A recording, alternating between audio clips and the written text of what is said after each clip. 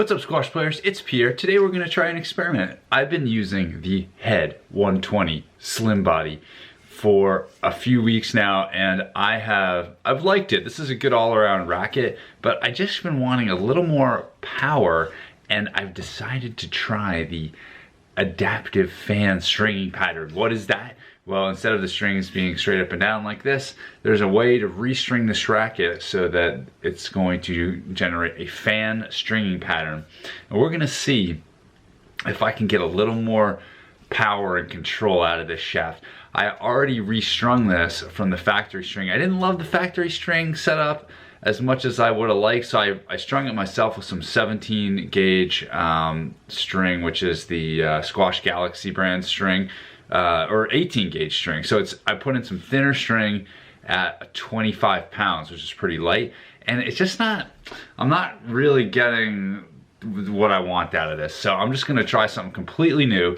I think I'm gonna go for an 18 gauge string, so thicker, and try higher tension. I'm probably gonna go more like 27, and I'm gonna try the fan stringing pattern. We're just gonna do everything differently, and then we're gonna come back and see if it played any better.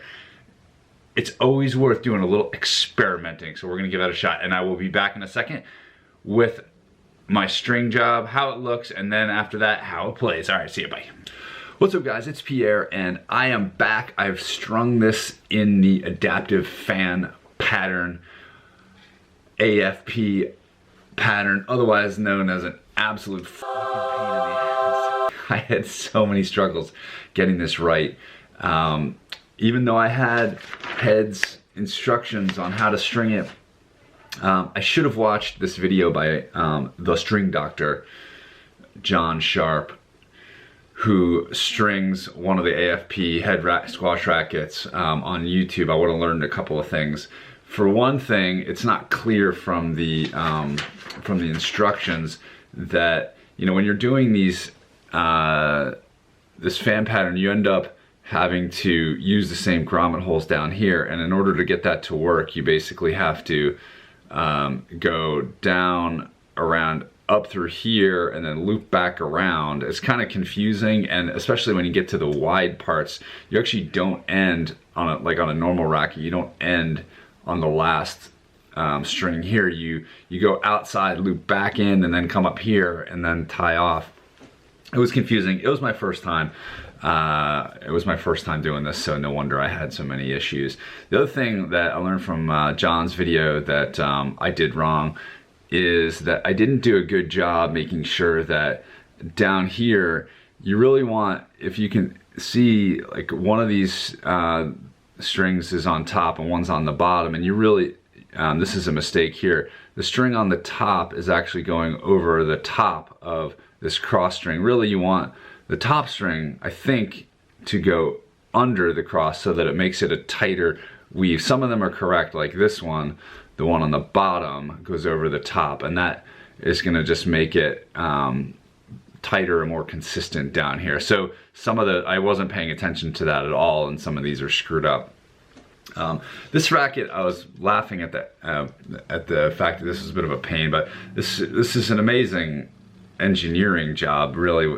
The way that all these grommet holes, and which are nicely nested and the strings lay in nicely, that it actually works for both a traditional stringing pattern and a fan pattern.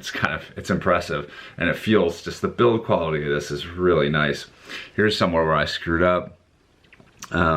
It's hard to see with the black on black on black, but I kind of crossed over a string here.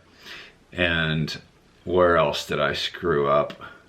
The other thing that was confusing is, okay, so I didn't realize this until after. On the racket, there's a little L and a little R for left and right. And you're supposed to lay the racket down on the stringing machine with the L on the left and the R on the right, and the head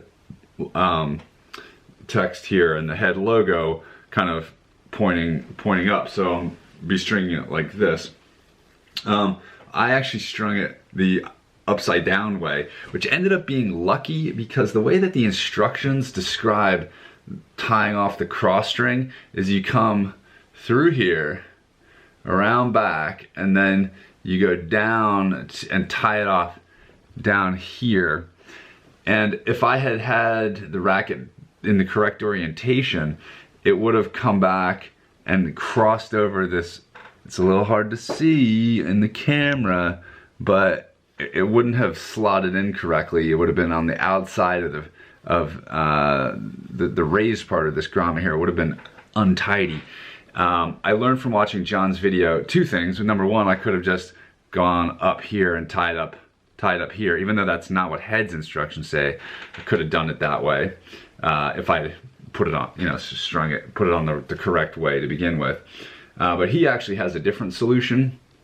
You can watch his video for all the details of that, but he would put it on the correct way. He actually would come across here, go down here, and then come back up here, and then tie it off right here. So anyway, that's a little bit of creativity.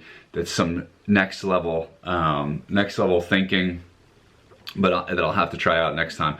But all in all, this is gonna work. This is gonna be fine. It might not be up to professional grade, but I'm still pretty happy with how this turned out. We'll see if it's a little too tense. I did it at 27 pounds with Technifiber Dynamics VP 17 gauge. Might be a little tight because I think with this dense stringy pattern, it's already making it kind of tight. We'll see, but I wanted to just mix it up from what I had before, and we'll see if how this plays on court. I ran out of time. In part because this took so long to string, and in part because there was a snowstorm and I had to shovel my car out and my driveway and my walkway, and I'm tired. So we're just gonna do this next time, and we're gonna see in a future video. We're gonna let you know how my slightly messed up AFP fan pattern plays on the squash court. We'll see you later. Bye.